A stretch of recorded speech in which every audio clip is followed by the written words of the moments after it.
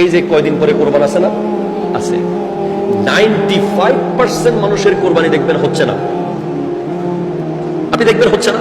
যদি আপনার কাছে এরকম একটা চশমা থাকতো যে কার কার কোরবানি হচ্ছে, এটা যদি দেখার সুযোগ থাকতো, আপনি দেখতে পেতেন যে আমাদের হাজার হাজার মানুষ গরু জবাই করবে, ঠিক কোরবানি হবে না, শুধু শুধু গরু জবাই করে অনেক গোশত খাবে। কেন? কেন? টোটাল দুনিয়াদারি থাকবে ওই গরুর ভিতরে, আখিরাত থাকবে না। কেমনে কেমনে?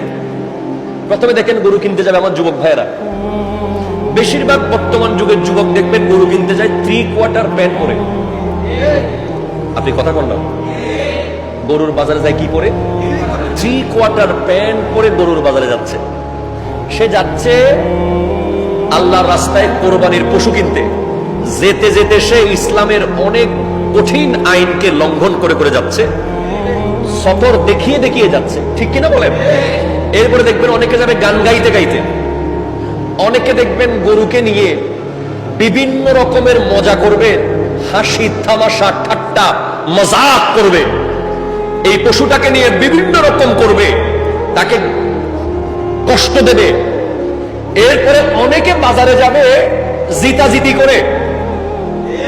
কথাটা আপনি বুঝেন না মনে হয়, যে বাজারে যাবে ঘরের স্ত্রী সন্তান পরিবারের একটা কঠিন চাপে পড়ে, যেমনে হোক পাশের বাসার চেয়ে দামি গরু হইতে হবে। কথা বলেন, ঠিক কিনা বলেন? যেমনেই হোক ওরা 1 লাখ দিয়ে নিছে, 1,10,000 মিনিমাম বলতে যেন পারি। তারপরে আরেকজন দেখবেন সামর্থ্য নাই, অসম্ভব, কোরবানি না করলে আমার ইজ্জত থাকবে না। আচ্ছা বলেন তো, এখানে কি আখিরাত আছে না দুনিয়া আছে? দুনিয়া। আখিরাতের কিছু নাই। লা ইয়ানালাল্লাহ লুহুমুহা ওয়ালা দিমাউহা ওয়ালাকিন ইয়ানালুহুত তাকওয়া মিনকুম।